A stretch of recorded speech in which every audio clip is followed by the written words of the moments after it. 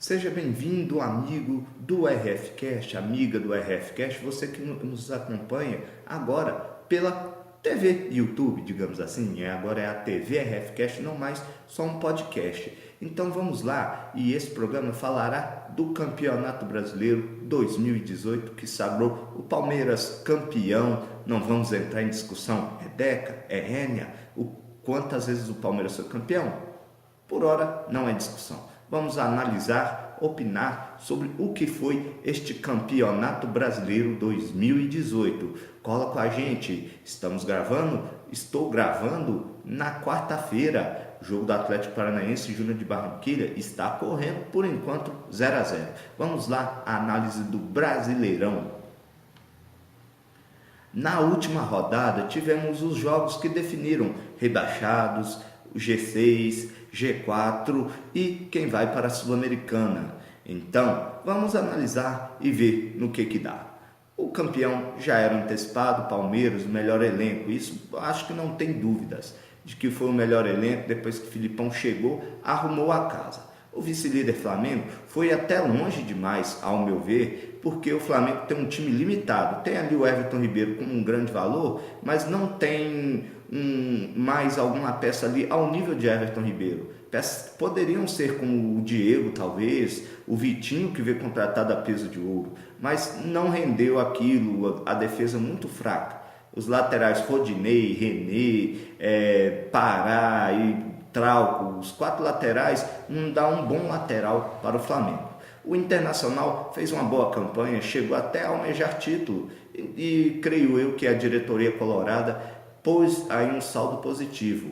O Grêmio, em quarto lugar, poderia ter feito mais, porque se esperava mais do último campeão da Libertadores, já que ainda não se decidiu entre Boca e River, o último campeão da Libertadores. Até então é o Grêmio. O Grêmio que se esperava mais dele, no entanto, ficou no quarto lugar. Em quinto, fazendo aquilo que acima do que se esperava no início do ano, no entanto, se esperava mais por ter sido líder por um tempo, o São Paulo.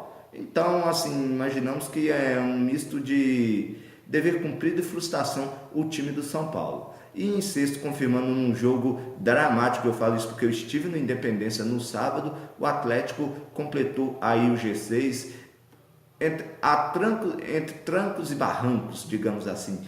Um time que quando tinha o Roger Guedes sendo o craque do time e tinha o Gustavo Blanco ali no meio, era um time que almejava mais, poderia até almejar, digamos assim, um G4 de forma tranquila. No entanto, ficou com o G6 depois da saída do Roger Guedes e da contusão do Gustavo Blanco. É um time que caiu muito de produção, mas que ainda conseguiu sim o seu lugar na Libertadores do ano que vem, na pré-Libertadores. Vamos então aos rebaixados, que aí que foi, eu digo que a rodada final do Campeonato Brasileiro foi melhor para o lado dos rebaixados, melhor no sentido de emoção. A América e o Fluminense se enfrentaram no Maracanã e olha só, o melhor time em campo foi o América, não foi o Fluminense, mas o América não soube jogar, né? Teve várias chances, teve um pênalti a favor no início do jogo e mesmo assim caiu para a segunda divisão. Luan talvez seja o grande responsável do jogo, mas não do rebaixamento, porque é um time todo e aí vai até mesmo da gestão do time quanto a isso. O Luan perdeu o pênalti, perdeu um gol na cara e estava marcando o Richard, que fez o gol, mas não é isso que decreta o rebaixamento de um clube. O Sport, apesar de ter ganhado, ficou até na frente do América, mas as chances já eram remotas, dependia de uma combinação de resultados e que quase aconteceu, porque o Vasco ficou em 16º a um ponto só do Sport. Se o Ceará fizesse um golzinho, rebaixava o Vasco de novo. E para um time do tamanho do Vasco, tanto de rebaixamento já passou da conta, mas esse rebaixamento a mais seria mais vergonhoso ainda. E Vitória e Paraná já haviam sido rebaixados. Creio eu que o ponto positivo desse campeonato é o Ceará. O Ceará fez um campeonato de recuperação. Foi o pior time do primeiro turno. E depois chegou o Lisca assim, levou no coração. Eu acho que eu nunca vi um treinador tanto coração quanto o Lisca doido para muitos.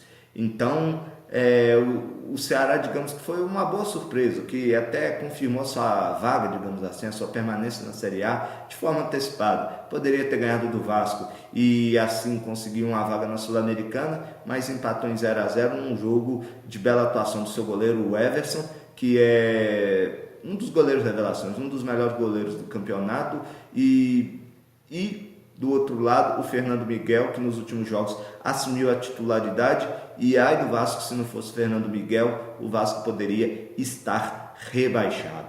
Na Sul-Americana, no momento, está o Atlético Paranaense, o Botafogo, o Santos, o Bahia, o Fluminense, o Corinthians. Por que eu falo no momento? Porque, como eu disse no início, o Atlético Paranaense está jogando contra o Júnior de Barranquilla, e vou até conferir aqui, no momento, 0-0. 0-0 o Júnior de Barranquilla e Atlético Paranaense, o Furacão, o primeiro jogo lá no estádio do Júnior de Barranquilla. E por que eu falo isso? Que se o Atlético Paranaense se sagrar campeão da Sul-Americana na semana que vem, ele irá para a Libertadores de 2019. E indo para a Libertadores de 2019, logicamente ele não vai para a Sul-Americana e abre mais uma vaga. E essa vaga seria preenchida pelo 14º colocado, no caso a Chapecoense. E olha só, o Campeonato Brasileiro iria mandar para a Libertadores ou pré-Libertadores 8 times. Os 6 que eu falei, Palmeiras, Flamengo, Inter, Grêmio, São Paulo e Atlético Mineiro, o Cruzeiro campeão da Copa do Brasil e o Atlético Paranaense campeão da Sul-Americana, se assim ele confirmar sua vaga. Portanto, poderá ter mais uma mudança de vagas assim. E, na minha opinião, o Atlético Paranaense é o favorito para ser campeão da Sul-Americana. Mas futebol não é uma ciência exata, portanto, o Atlético Paranaense não está garantido com um título. Portanto, esse Brasileirão tem mais um saldo, que é o saldo dos artilheiros, aqueles que surpreenderam, assim, que não esperavam. O Gabigol, por exemplo, ele chegou aqui no Brasil sobre muita desconfiança, pois ele teve uma passagem pela Europa muito apagada. Foi considerado um dos piores jogadores da temporada na Europa, da temporada que ele passou lá. Então, chegou aqui no Brasil com aquele negócio de o Gabi sem gol, né? Porque ele não fazia gols lá na Europa, mas chegou e se sagrou campeão não, né? Artilheiro do Campeonato Brasileiro com 18 gols, 5 à frente do Ricardo Oliveira, que foi o vice-artilheiro. Aí você vê, o Ricardo Oliveira fez um bom campeonato, foi vice-artilheiro com seus 30 e tantos, quase 40 anos. Mas a gente tem que destacar que meio para o final, o Ricardo Oliveira passou vários jogos sem fazer gols. Ele fez um primeiro turno muito bom, principalmente porque tinha o Roger Guedes, e no segundo turno caiu muito de produção, fazendo gol nos últimos jogos, inclusive contra o Santos, na derrota de 3-2 do Atlético Mineiro, o Ricardo Oliveira fez 2 gols. Então, é um saldo positivo e negativo do Ricardo Oliveira que ele tem que ver, tratar-se, ou então joga um jogo, não joga outro, no outro entra no banco, mostrou que o condicionamento físico dele foi caindo gradativamente neste segundo turno do Campeonato Brasileiro. O ponto positivo aí nos artilheiros é o Pablo, do Atlético Paranaense, esse que muitos times do Brasil e fora do Brasil estão de olho nele. E assim, é um atacante muito bom, um centroavante muito bom, e não é só aquele 9 de ficar fixado ali, ele consegue correr atrás da bola também.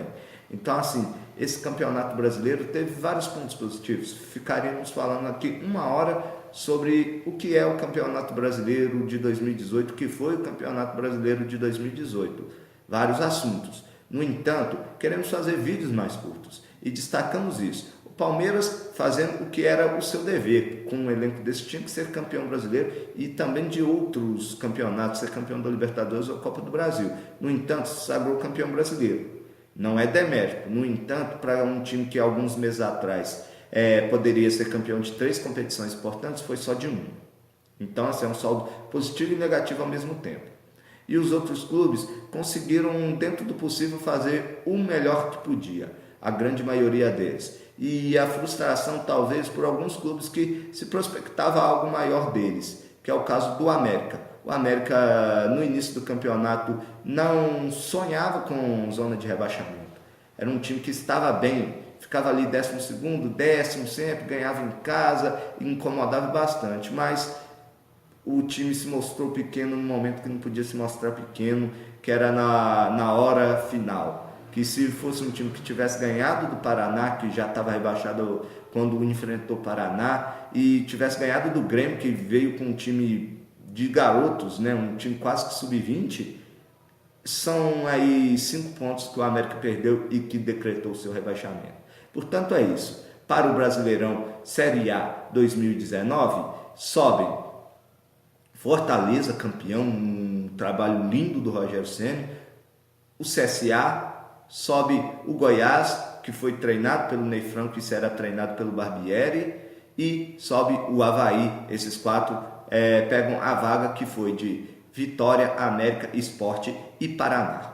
Então é isso, amigo e amiga, agora telespectador do RFcast. Esse foi o nosso programa em clima de Natal. Vocês podem ver as arvorezinhas de Natal, falando sobre o nosso Brasileirão 2018. Me despeço por aqui e teremos mais vídeos, mais curtos, dando pitacos sobre outras coisas pontuais, inclusive sobre outros esportes. Um abraço e até a próxima.